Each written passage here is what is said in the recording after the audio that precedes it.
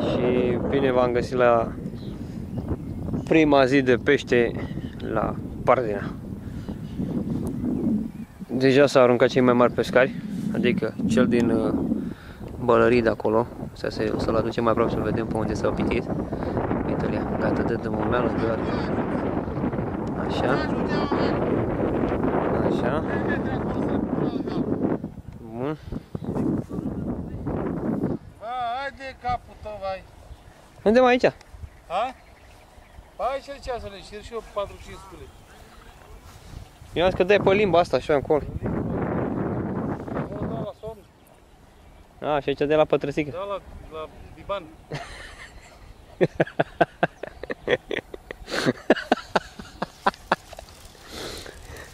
Și prima aruncare de pătrăsică. La aia a fost o pătrăsoaie mai mare.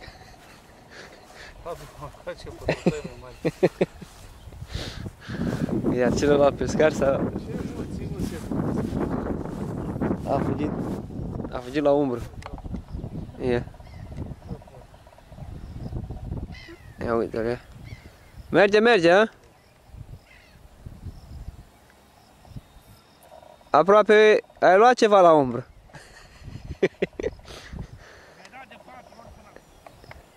De 4 ori i-a dat. Două lovituri și 2 bătăi.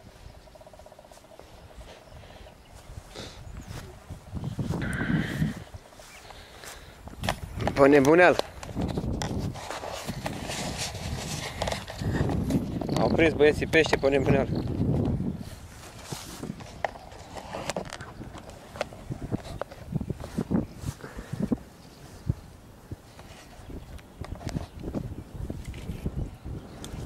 Așa, peștele merge. Pescarul prinde pe nebuneală. Nu mai rămâne nimic. La unde am aruncat eu de acolo.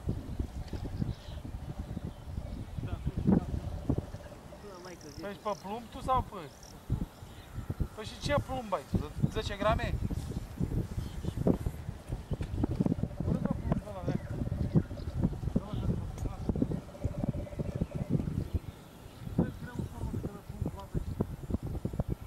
Unde te crezi aici? Nu de care te crezi la el Poveni? Păi tu vezi că ne-am dat-o, acolo a murit. Nu te dă după fir. Ce ai în aia? Mișoare. S-a ridicat-o de 3 ori.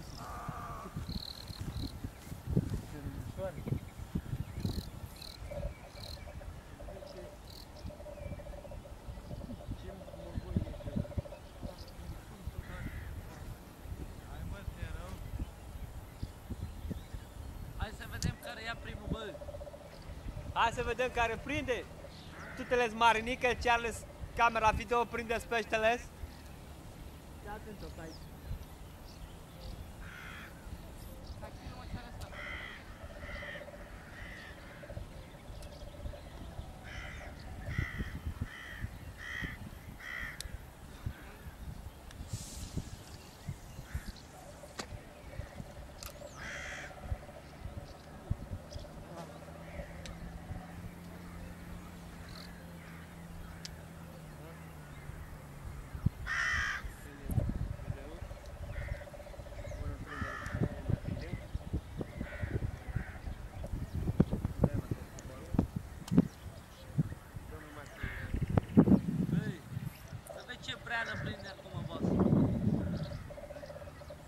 Blană prinde.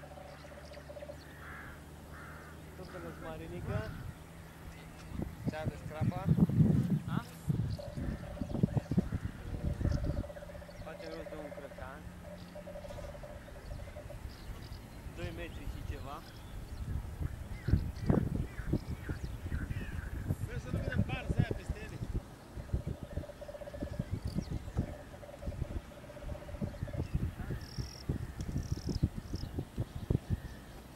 Lasă-l pe ăla, că e bun de foc.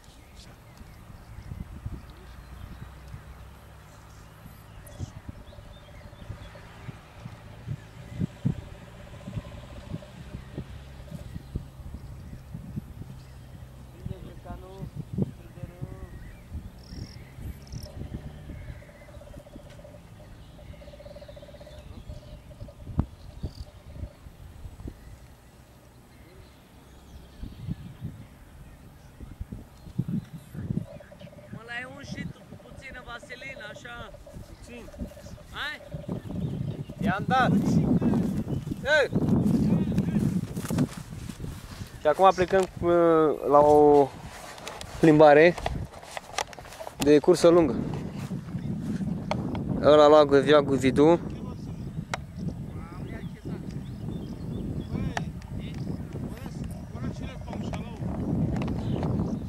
Și acum vrem să dăm la șaleu. Mergem la Adi. Să vedem ce șalaua mea prinde Adi aici.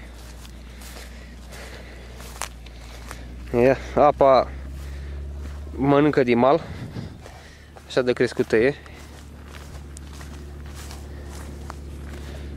Așa.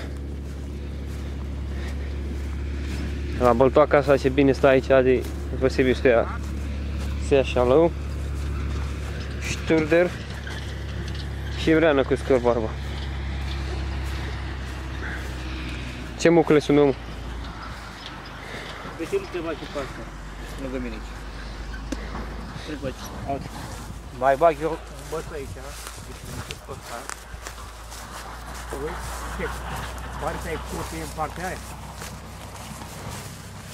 Te vezi, nu? Ia pe mic. Te vezi? Aici arunc eu. Ia uite, mai două locuri în pulă mea aici. E? Și locul de știi? Nu e? Șturder. Ia uite. Ele stă apa de la aici. Gata, vin cu bețele. Ha. Hai că atunci apare ăla. E? Cine? Costică. Ia, dă pula mea de aici. Ce fac? Mai și pe cameră? De nu se aude, nu? Nu se aude. Nu, deloc, nu? Hai să mă arăt. Am pilică. Nu, Costică acum prinde șturderul la mare. E pe partea aia cu bibiu. Uite, deja măsoară apa ei.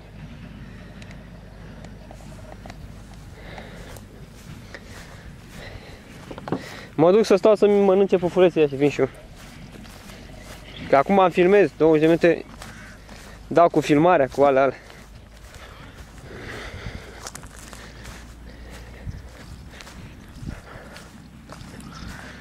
Mașinuța e cea care ne-a dus aproape de Marea Neagră. Mai aveam un pic și ieșeam la apă sărată. Băgam 2 degete la picior, pline cu sare. Așa. Bețele mele, fetele astea două nu prea mișcă nimic, adică bambinele.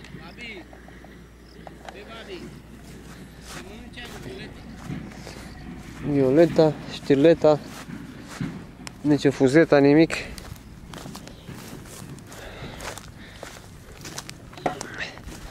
Zici că suntem pe o baltă la Butimanu. Deci zici că suntem pe Dunăre undeva la Butimanu. Aproape. Pescar profesioniști pe Dunăre cu pătrățică mică pentru cărășel. Uite-l ea. Da, vă rog să filmați aici. Acolo se trage în direct, deja se aruncă momeala. S-a aruncat. S-a aruncat aproape la 10 metri. Și avem în continuare pe cel de la Discovery care face pătrățica. Să fie pătrățică, să nu fie triunghiulară. Așa. Vedeți? Ne arată că se dă cu două pătrățele. Îți dau și două bile. Da, pătrățele se ne arată cum se pune pătrățele în nac. Deci ele se iau întotdeauna din colț, nu se ia de la jumate. Deci e bine așa cum arată. Deci pătrățeaua se pune așa. Și restul se bagă spre partea altă. Găsim. Atât. Ăla e. Și acum așteptăm să tragă. Să mor. Deja un pește e mort pe apă. Uite-l, săracul a murit de sete. Uite-le. Pe nebuneală peștele a murit. Adi stă la umbră, s-a pitit sub un bidon de bere. Celelalte 3 bețe nici nu vrea să dea vreun semn de viață. Dar nu e timpul pierdut, s-ar putea până mai pe seară să sară știuca. Ce șmecherie, nimic. O să vină și în momentul când o să tragă, să sară bambinile. Ce-a făcut? Tutele mare mică. Ce mă, trage la... Aia, mă. La râmă? Zguvide. Așa. Zguvide mari.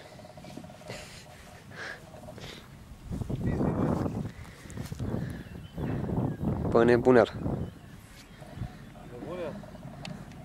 Nu mă ce pe nebuneală, frate. Ha? Mă ce pe nebuneală.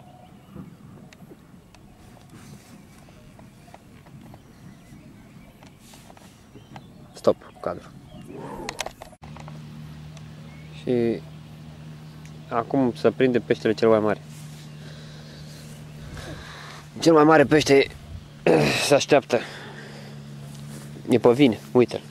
Uite-l. E în 4 picioare. Prindem o cireadă de pești. Uite, asta dă înapoi. Alelalte face măgării cu mine, fuge toate. Nu le place la cules de pește.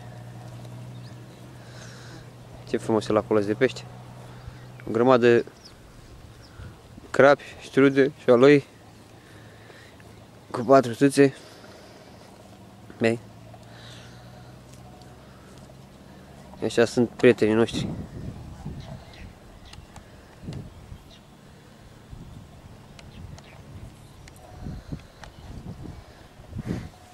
Pește de pește. Aici e ciorapii mei. La uscat. Așa. Pește, nu mai zic, trage pe rupere.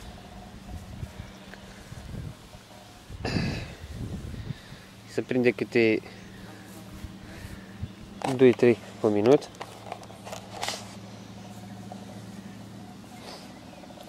Una grămadă de pește. Sau două grămezi de pește. Ce mai sigur? 2 grămezi, e mai sigur 2 grămezi decât una. Așa că unde e o grămadă trebuie să fie și a doua.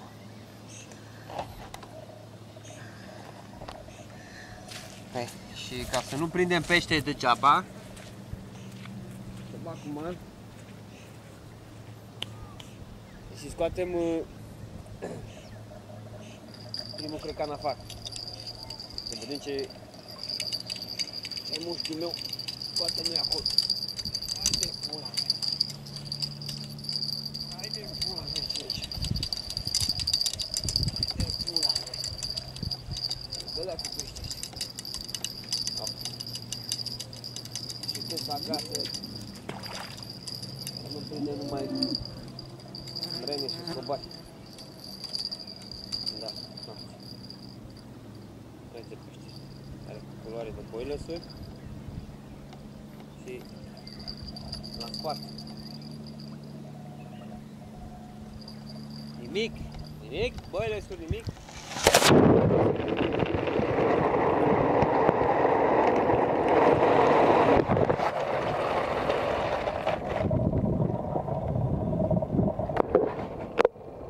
Păi da, mai trebuie să luăm și apă. Tutele sunt marenec.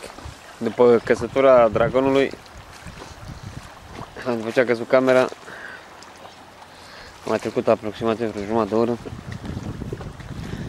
De prins nimic. Apa mare.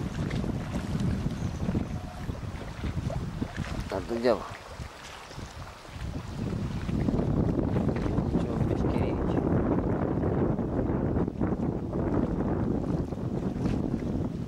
Din noastră.